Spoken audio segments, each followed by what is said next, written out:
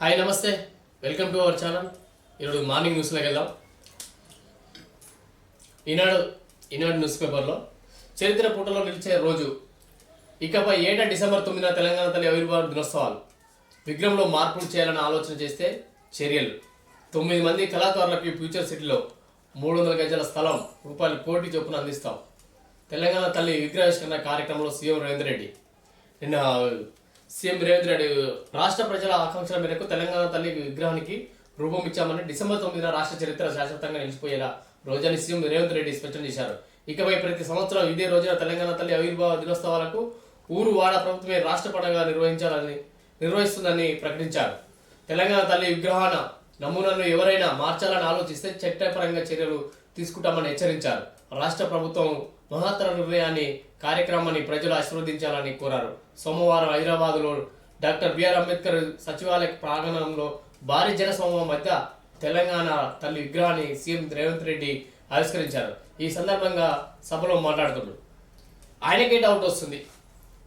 CM Revanth రెడ్డికి విగ్రహాన్ని మార్స్తారని ఆయనకే అనుమానం వస్తుంది. అప్పుడే అంటే ఆ అనుమానంతోటే ఎవరైనా మారిస్తే చట్టపరంగా చర్యలు తీసుకుంటామని హెచ్చరిస్తుంది. అంటే ఆయన మీద ఆయనకే క్లారిటీ లేదు.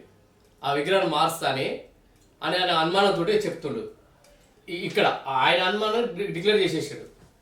ఇటు ఇంకా ఆదాని రేవంత్ చిత్రాల టీషర్ట్లతో అసెంబ్లీకి భారత సభ్యులను అడ్డుకున్న పోలీసులు.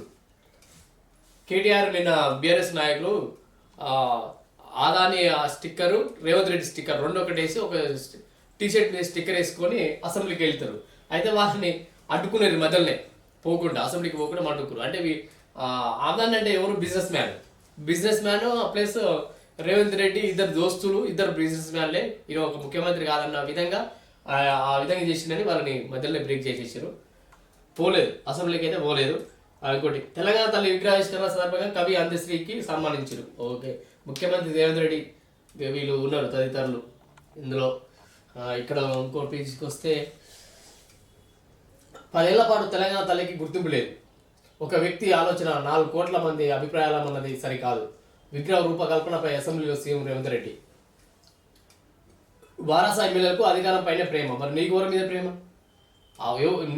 నీ అధికారం మీద నీకు ప్రేమ, వాళ్ళ అధికారం మీద వాళ్ళకి ప్రేమ ఉంటుంది కదా.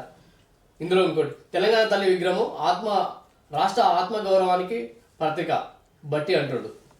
ఇక్కడ కొందరు అసెంబ్లీలో మాట్లాడారు నవీలు. ప్రోటోకాల్ ఉల్లంఘనపై వాగ్వాదం. తలపై బతుకమ్మ ఉంటే బాగుండేది. సభలో కొందరు ఎమ్మెల్యేలు మాట్లాడతారు. సభలో భాజపా ఎమ్మెల్యే పాయల్ శంకర్ అంటుడు.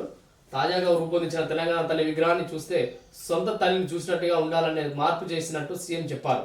కాకపోతే సభలో అన్ని పక్షాల పార్టీలను, అన్ని పక్షాల అభిప్రాయాలను తీసుకొని ఉండాల్సింది.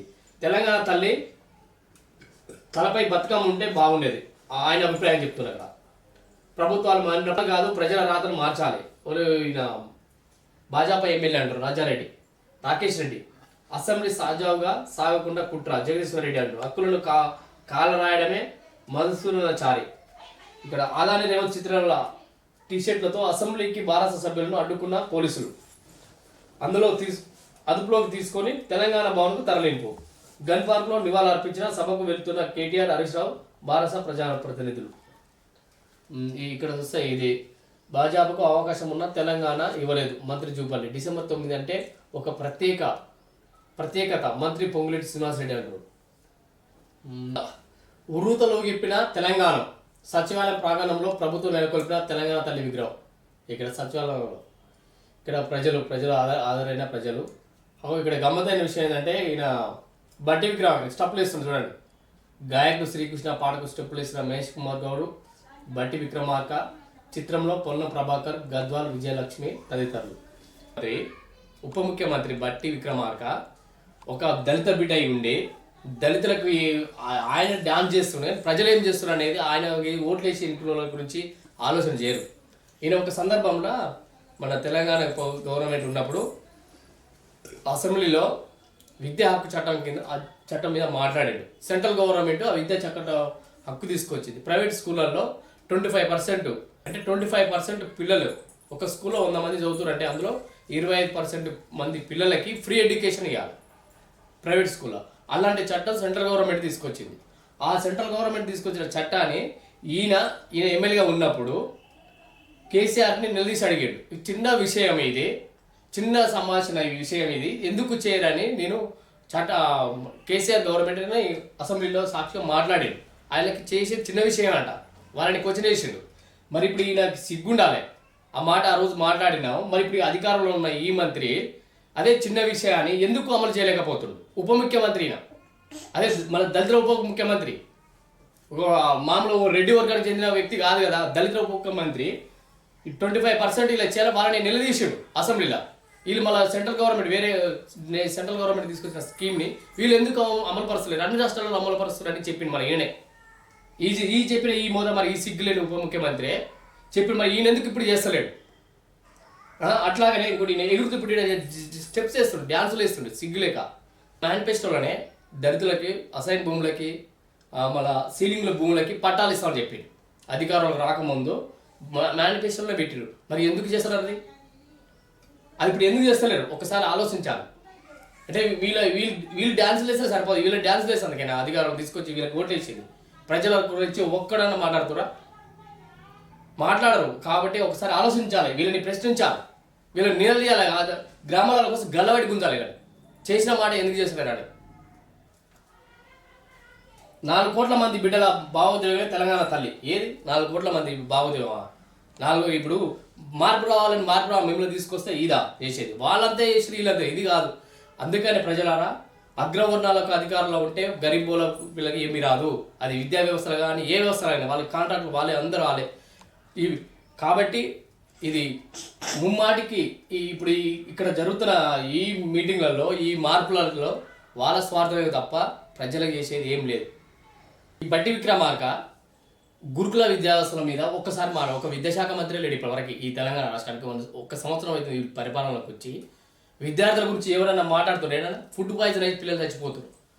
హాస్టల్లో టాయిలెట్ వస్తానికి బాత్రూమ్ లేవు, తిండిలలో విషం వచ్చి ఫుడ్ పాయిజన్ అయితే పిల్లలు చచ్చిపోతుంటే ఆడ స్టెప్పులు వేయాలి కదా ఇటువంటి వాళ్ళు. ఇదేనా వీడి స్టెప్పులు వేస్తుంది కదా, ఎవరు సంతోషంగా ఉన్నారని, ఏ అన్నగారిన బిడ్డలు సంతోషంగా ఉన్నారని వీళ్ళు స్టెప్పులు వేస్తారు? దీని గురించి ఒకసారి లోతుగా ఆలోచించాలి. ఇదేనా వీళ్ళ మనకి అధికారాలు చేతిలో పెట్టింది? ఆ ప్రభుత్వం ఉన్నప్పుడు వాళ్ళు అట్టే చేసేది, ఈ ప్రభుత్వం ఉన్నప్పుడు వీళ్ళు ఇట్టే చేసేది. ఈ మార్పులు చేసిన గురించేనా విగ్రహాలు మార్చుకుంటానికైనా చేసేది?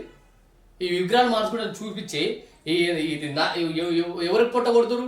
కడుపు తినే మహారాజులు మీరు. ప్రజలేమో తిండి లేక హాస్టల్లో పంపిస్తే అక్కడ ఫుడ్ పెట్టకుండా పిల్లల్ని ఫుడ్ పాయిజన్ అయి చచ్చిపోతారు. దీని కొరకైనా తెలంగాణ వచ్చింది, దీని కొరకే మార్పు అని మీరు వచ్చింది అధికారంలోకి. ఈ మోసపూరి మాటలు ఎన్నాళ్ళు చెప్తారు? ఈ మోసపూరి మాటలకే కదా, ఈ మోసపూరి మాటలతోటి ఎన్నాళ్ళు కాలం గడుపుతారు? ఉప ముఖ్యమంత్రి అయి ఉండి దళితుల బిడ్డలకు అయి ఉండి నువ్వు ఏడ కూడా మాట్లాడతలేవు. నిన్నెందుకు ప్రత్యేకంగా ఉంటున్నావు అంటే నువ్వు దళితుల బిడ్డలు కాబట్టి, ఉప ముఖ్యమంత్రి స్థాయిలో ఉన్నావు కాబట్టి నువ్వు సీఎం గారిని అడగవచ్చు కదా, మా బిడ్డలు నాశనం అయిపోతున్నారు, మా బిడ్డలు చచ్చిపోతున్నారు, మా జాతి ప్రజలకి అసైన్ భూములకి లావణ్య భూములకి పట్టాలు ఇస్తానని చెప్పినాము. ఇప్పుడు అధికారంలోకి వచ్చి సంవత్సరం అవుతుంది, దాని మీద ఎందుకు ఏమాత్రం పట్టించుకోకుండా ఉంటారని అడగొచ్చు కదా. మీరు అడుగుతారా? ఈ మార్పు అని ఆశ చూపించి అధికారంలోకి వచ్చి స్టెప్పులు వేస్తారు. ఇడ చూడు ఎట్లా ధ్యానం చేస్తారు చూడు. వీళ్ళు డ్యాన్సులు చేస్తారు, ప్రజలేమో వీళ్ళకి ఓట్లు వేసిన వాళ్ళేమో పిల్లలని హాస్టల్లో చంపుకొని ఏడుస్తారు, వీళ్ళని డ్యాన్సులు చేస్తారు. దాని మీద ఒక్కసారి ఒక రివ్యూ అని పెట్టి ఇప్పటిదాకా కూడా పట్టించుకునే నాదులు లేదు. కింద బానిసలు ఈ ఎస్సీ ఎస్టీ బీసీ మంత్రులు కానీ ఎమ్మెల్యేలు కానీ ఈ రేవంత్ రెడ్డి కింద బానిసలేదు. అప్పుడు కేసీఆర్ కింద బానిసలు వీళ్ళు ఉన్నారు, ఇప్పుడు వీళ్ళు బానిసలు కాబట్టి ఈ ప్రజల గురించి వాళ్ళు మాట్లాడలే, వీళ్ళు మాట్లాడలే. బహుజనుల గురించి బహుజనులే మాట్లాడుకోవాల్సి ఉంటుంది. అందుకొరకే వీళ్ళ సంతోషం ఇట్లా ఉన్నది. వాళ్ళు అలా పిల్లలు చంపుకొని వాళ్ళు అట్లా బతుకుతారు.